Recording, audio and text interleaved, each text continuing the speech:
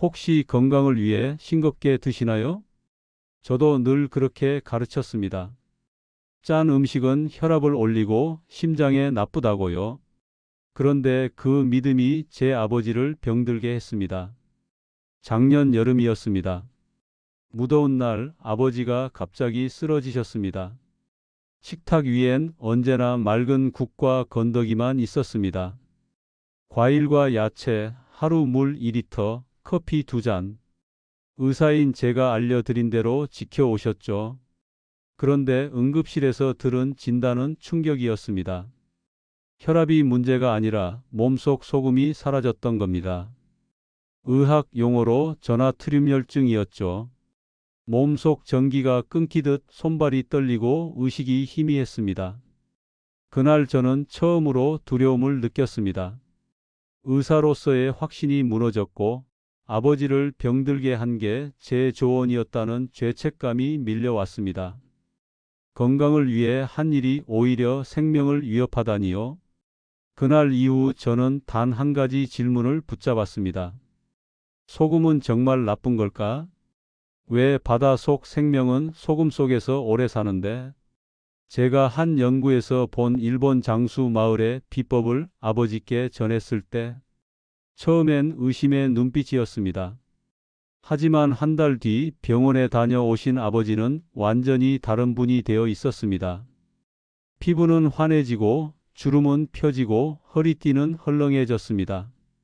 새벽에 깨지 않고 단잠을 주무셨고 머리도 맑아졌다고 하셨죠. 그때 아버지는 미소 지으며 이렇게 말씀하셨습니다. 얘야, 의사들도 모르는 게 아직 많구나. 친구들이 다 나보고 10년은 젊어졌대. 아버지는 일본 장수마을의 비법의 도움을 톡톡히 보셨죠. 우리는 왜 짠 음식 한 번에도 겁을 내는 걸까?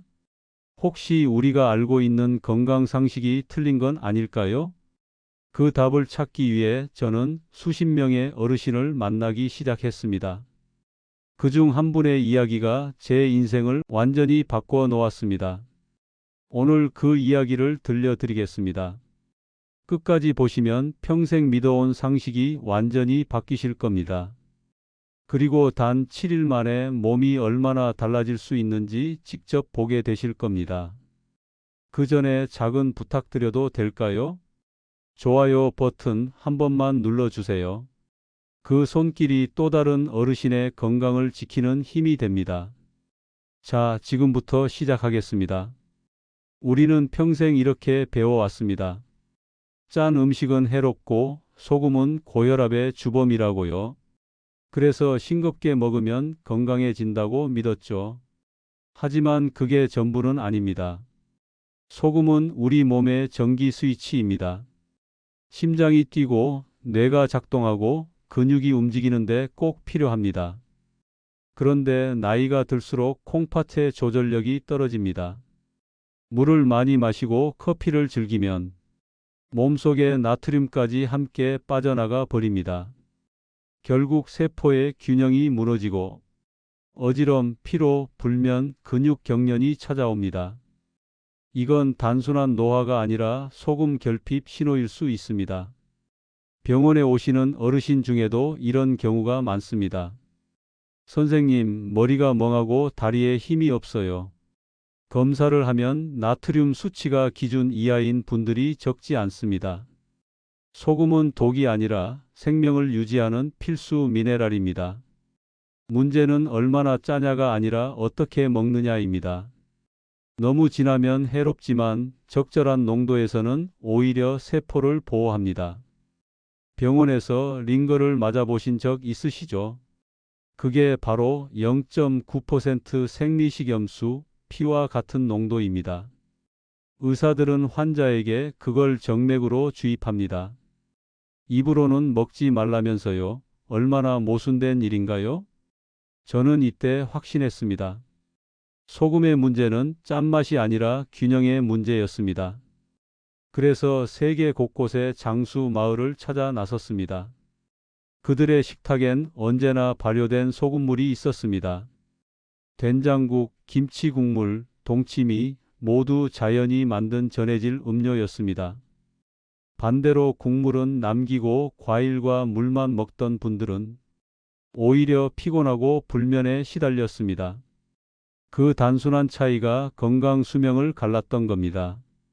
어르신들, 우리가 피해야 할 건 짠맛이 아니라 불균형입니다. 지금부터 그 균형을 되찾는 방법을 알려드리겠습니다. 저는 일본의 장수 마을 오키나와에서 답을 찾았습니다. 그곳 90세 어르신들은 아침마다 따뜻한 소금물을 마셨습니다. 60년 동안 단 한 번도 저염식을 하지 않았다고 합니다. 그런데 혈압은 대부분 정상이었습니다. 소금이 아니라 잘못된 섭취 방법이 문제였던 겁니다. 우리나라에도 같은 지혜가 있었습니다. 옛날 어르신들은 된장국 국물까지 다 드셨습니다. 동치미 국물, 물김치 국물도 남기지 않으셨죠. 그게 바로 천연 전해질 음료였습니다. 된장의 미네랄, 김치의 유산균이 세포의 균형을 잡아줍니다. 반대로 현대의 저염식은 이 균형을 깨뜨렸습니다. 커피와 물은 나트륨을 빼내고 과일은 칼륨으로 밀어냅니다. 결국 몸이 점점 무기력해집니다. 80대 김순덕 어르신의 이야기입니다. 국물은 짜다고 버리시고 물과 과일만 드셨죠. 밤마다 다리에 쥐가 나고 새벽마다 화장실을 5번 가셨습니다. 딱 한 가지를 바꾸셨습니다. 된장국 국물을 버리지 않으신 겁니다. 3일 후 전화가 왔습니다. 선생님, 어젯밤엔 화장실 한 번밖에 안 갔어요. 그 후로 얼굴빛이 밝아지고 불면이 사라졌습니다. 비슷한 변화는 다른 분들에게도 있었습니다. 79세 박정혜 할머니는 저염식으로 체력이 떨어졌지만 된장국과 동치미를 다시 드시며 하루 만보 걷기를 시작했습니다. 소금은 병의 원인이 아니라 회복의 열쇠였습니다. 적정 나트륨은 혈액순환을 돕고 세포의 산소 흡수를 높입니다. 그 결과 면역력은 오르고 피로는 줄어듭니다. 이 단순한 원리를 이해하면 건강은 훨씬 가까워집니다. 잠시 후 아침부터 밤까지 따라할 수 있는 건강 루틴 3단계를 알려드리겠습니다. 이 부분이 오늘 영상의 핵심입니다. 놓치지 마세요. 이제부터 오키나와 장수마을 90세 할머니들의 장수 비법 알려드릴게요. 첫 번째는 아침입니다. 일어나자마자 따뜻한 물 한 컵에 천일염 반 스푼을 넣으세요. 체온 정도의 온도가 좋습니다. 차처럼 천천히 마시며 몸이 깨어나는 걸 느껴보세요. 몸의 전해질이 회복되며 부기가 빠지고 피로가 줄어듭니다. 정제염이 아닌 천일염이나 자연염을 추천드립니다. 두 번째는 낮 식사입니다. 국물을 남기지 마세요. 된장국, 미역국, 동치미 국물엔 천연 미네랄이 가득합니다. 그게 혈액을 맑게 하고 장을 돕습니다. 특히 여름엔 물김치 국물 한 컵이 최고의 보약입니다. 국물은 짠 게 아니라 균형의 핵심입니다. 세 번째는 저녁입니다. 잠들기 2시간 전 바나나를 껍질째 구워보세요. 3분만 약불로 구우면 됩니다. 계피를 살짝 뿌리고 호두 3알을 곁들여 드세요. 마그네슘이 근육을 풀어주고 숙면을 돕습니다.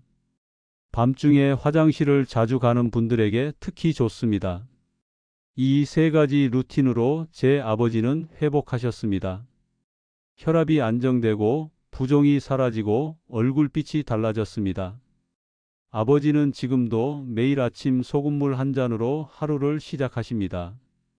그리고 제 환자 중 92세 이춘자 어르신도 이 루틴으로 불면과 피로에서 벗어나셨습니다. 어르신들, 건강은 복잡하지 않습니다. 균형이 해답입니다. 단, 혈압이 170 이상이거나 신장 질환이 있으신 분들은 의사와 상담 후 시작하셔야 합니다. 건강은 안전해야 오래갑니다. 이 내용이 도움이 되셨다면 좋아요와 구독 부탁드립니다. 그 클릭 하나가 또 다른 분의 삶을 바꿀 수 있습니다. 아버지는 지금 새벽마다 산책을 하고 손자와 자전거를 탑니다. 이 변화는 약이 아니라 습관 하나에서 시작됐습니다. 건강의 답은 복잡한 치료가 아니라 균형이었습니다. 너무 짜게 먹어도 너무 싱겁게 먹어도 병이 됩니다. 우리 몸은 언제나 중심을 찾으려 합니다. 그 중심이 바로 적절한 소금의 농도였습니다. 소금은 독이 아니라 생명의 불씨입니다. 지나치면 해롭지만 없으면 생명이 꺼집니다. 저는 이제 환자들에게 이렇게 말합니다. 소금은 줄이는 게 아니라 바로 잡는 것입니다. 극단이 아닌 균형, 그것이 진짜 건강의 길입니다. 아침엔 따뜻한 소금물, 낮엔 국물까지, 밤엔 구운 바나나. 이 단순한 세 가지가 삶을 바꿉니다. 제 아버지가 그 증인입니다. 그리고 수많은 어르신들이 그 변화를 경험했습니다. 피로가 사라지고 마음이 편안해지고 표정이 밝아졌습니다. 건강은 거창한 비법이 아니라 매일의 반복입니다. 오늘부터 단 7일만 해보세요. 이 영상이 도움이 되셨다면 댓글로 시작 또는 하는 중이라 남겨주세요. 당신의 변화가 누군가에게 큰 희망이 됩니다. 좋아요와 구독은 저에게 약속과 같습니다. 우리 모두가 100세까지 건강하게 웃을 수 있도록 제가 끝까지 함께 하겠습니다. 감사합니다.